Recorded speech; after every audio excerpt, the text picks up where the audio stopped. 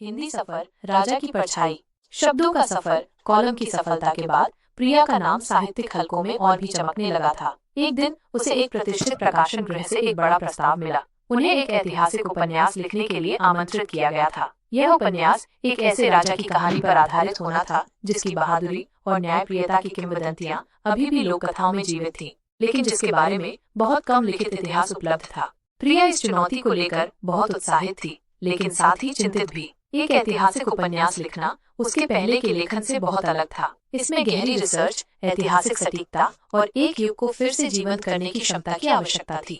राहुल हमेशा की तरह उसके साथ खड़ा था। ये तुम्हारे लिए एक सुनहरा अवसर है प्रिया। तुम्हारी कल्पना और शब्दों की शक्ति के साथ तुम उस राजा की कहानी को फिर से जीवंत कर सकती हो। उन्होंने मिलकर रिसर्च शुरू की। वे पुरानी पांडुलिपियों, ऐतिहासिक स्थलों और लोक कथाओं की तलाश में कई पुस्तकालयों और संग्रहालयों में गए। राहुल अपनी इंजीनियर वाली तार्किक बुद्धि के साथ प्रिया को सूचनाओं को व्यवस्थित करने और तथ्यों को सत्यापित करने में मदद करता था। कभी कभी वे घंटों तक किसी एक ऐतिहासिक घटना पर बहस करते, ये समझने की कोशिश करते कि उस समय चीजें कैसी रही होंगी। जैसे जैसे प्रिया उस राजा की कहानी में डूबती गई, उसे महसूस हुआ कि यह सिर्फ एक राजा की गाथा नहीं थी। यह न्याय, बलिदान, प्रेम और अपने लोगों के प्रति कर्तव्य की कहानी थी। राजा वीरेंद्र, जिसके बारे में वो लिख रही थी, एक ऐसा शासक था जिसने अपने व्यक्तिगत सुखों का त्याग कर अपने राज्य की रक्षा की थी। उसने विपरीत परिस्थितियों में भी हार नहीं मानी और हमेशा अपने सिद्धांतों पर अटल रहा। इस गहन शोध और लेखन प्रक्रिया के दौरान प्रिया और राहुल ने एक दूसरे के बारे में भी बहुत कुछ सीखा।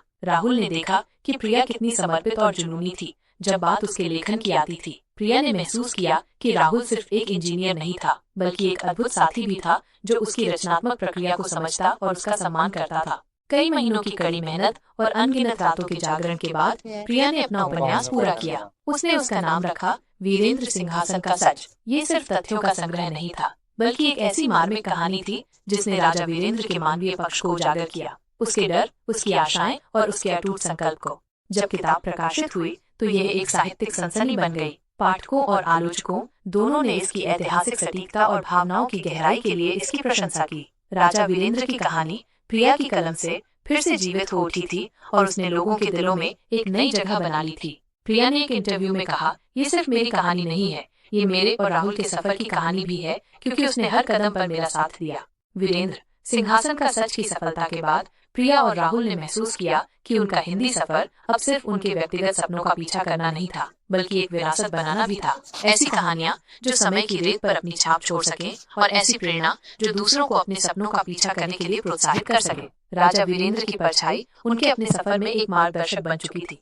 उन्हें सिखा रही थी कि सच्ची शक्ति सत्ता में नहीं, बल्कि सिद्धांतों और रिश्तों की गहराई में निहित है।